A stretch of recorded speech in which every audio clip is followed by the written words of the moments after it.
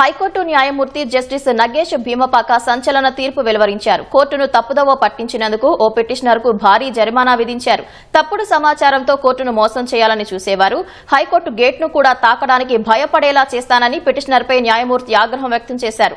భూ వివాదానికి సంబంధించి గతంలో హైకోర్టులో దాఖలు చేసిన పిటిషన్ల గురించి సమాచారం ఇవ్వకుండా లేని సర్వే నెంబర్లు ఉన్నట్లు చూపించి ప్రభుత్వ భూమిని కాజేసే ప్రయత్నం చేశారని పిటిషనర్కు జస్టిస్ నగేష్ భీమపాక ₹1 కోటి జరిమానా విధించారు.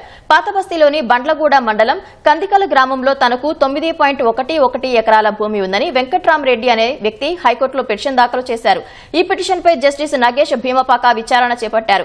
పిటిషనర్ తరఫున న్యాయవాది కందగట్ల ధీరజ్ వాదనలు వినిపించారు. భూములు రిజిస్ట్రేషన్ చేయొద్దంటూ బండ్లగూడ తహసీల్దార్ లేఖ రాశారని పిటిషనర్ తరఫు న్యాయవాది కోర్టుకు తెలిపారు. పిటిషనర్ తన భూమిని సేల్ డీడ్ చేసుకునేలా రిజిస్ట్రేషన్ అధికారులను ఆదేశించాలని కోరారు. పిటిషనర్ పేర్కొన్న సర్వే నెంబర్లు కందికల్ గ్రామంలో లేవని, ఆ గ్రామంలో 309/5తోనే సర్వే నెంబర్ ముగుస్తుందని ప్రభుత్వ న్యాయవాది కోర్టుకు తెలిపారు. తప్పుడు పత్రాలు సృష్టించి వెంకట్రామిరెడ్డి ప్రభుత్వ భూమిని కాజేయాలని చూస్తున్నారని వివరించారు.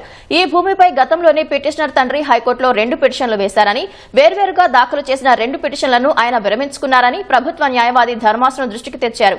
ఈ పిటిషన్ల గురించి వెంకట్రామిరెడ్డి తన అఫిడవిట్లో ఎక్కడా ప్రస్తావించలేదన్నారు. కందికల్లో ఉన్న ప్రభుత్వ భూమిపై ఇప్పటికే యాజమాన్య హక్కులపై కేసులు నడుస్తున్నాయని, పాత పిటిషన్ల గురించి చెప్పకుండా వెంకట్రామిరెడ్డి కోర్టును తప్పుదోవ పట్టించారని జీపీ తెలిపారు.